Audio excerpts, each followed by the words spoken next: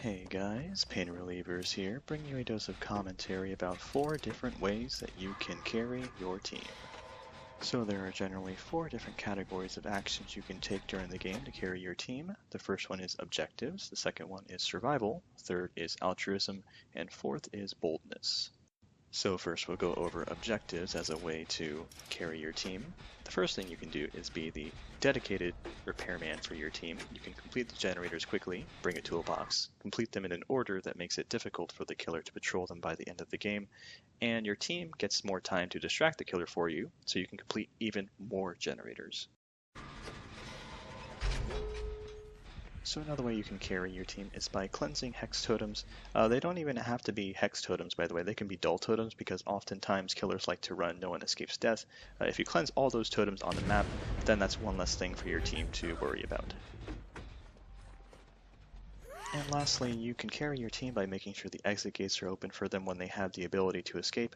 You can also open the hatch if you have a key and let them escape an otherwise impossible to escape situation.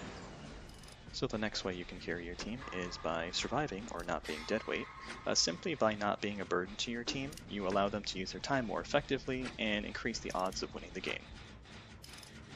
So the first trick to surviving longer is to outwit the killer. Make sure you know what their power is, what their stats are like, what their move speed is, what their lunge range is, what their perks and potential add-ons might be. For example, right there I got hit with that hatchet, and she could only have hit me with that if she had barbecue and chili, so I know that she has that perk now. And knowing the trajectory of the hatchet, I'm able to predict which way the killer is approaching from and make an escape through the school. Also, I can look at my status effects and determine that the killer is running the Sloppy Butcher, Blindness, and Exhaustion effect add-ons.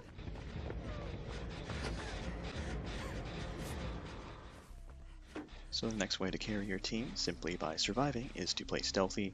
You can make use of the Urban Evasion, Iron Will, and Calm Spirit add-ons to help you with this.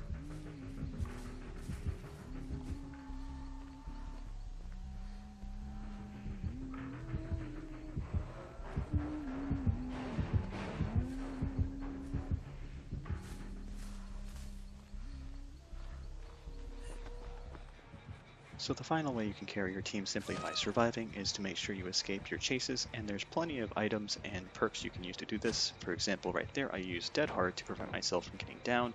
I also brought a flashlight in case he breaks the pallet to make it easier for me to lose him during my chase. It's also helpful to know some advanced techniques when being chased by the killer to help increase your odds of survival, such as knowing how to loop him properly, knowing how to juke, knowing how to lose line of sight of the killer, and also being able to 360 the killer can have hilarious results, like in this case right here.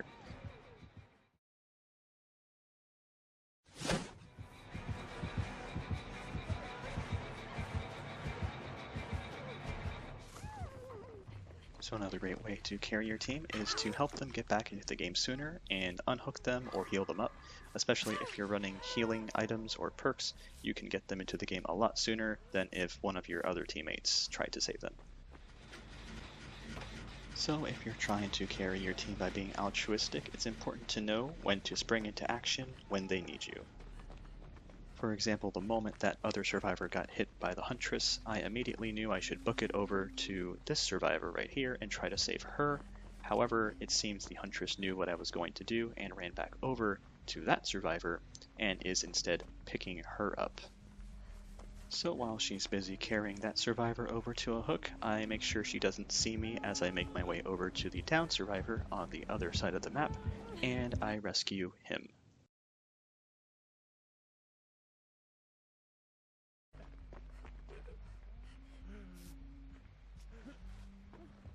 So a final tip for carrying your team by being altruistic is to go in when your team gives you an opening. Sometimes you'll have to work with your team in order to accomplish a goal, such as save a survivor from a basement. In this case, 2 of my teammates took hits from the killer, so I got the opportunity to go into the basement and save this survivor from the hook. And normally I'd be able to run in front of the injured survivor and take a hit for them. However, the killer is hillbilly, so he's able to one-shot me, so I wasn't able to do that in this case. So the final category in which you can carry your team is Boldness, or irritating the killer. And the first way is probably the most obvious, which is wasting the killer's time in a chase. You want to equip items and perks that help you prolong chases, dead hard, sprint burst, balance landing, things like that. Flashlights, anything that can help you buy time for your team so they can get those generators done while the killer is focusing you.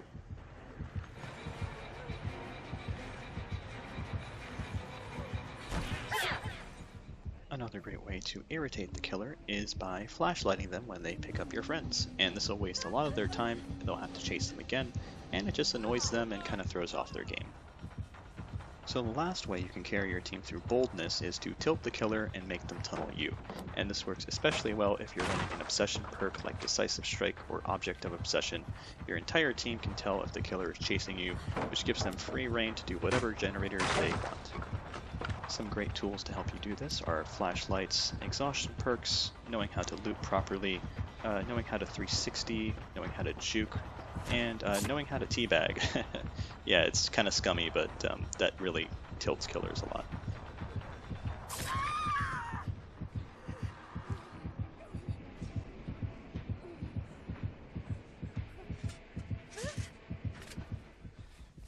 So thanks for watching. If you found this video helpful, make sure to subscribe for future content.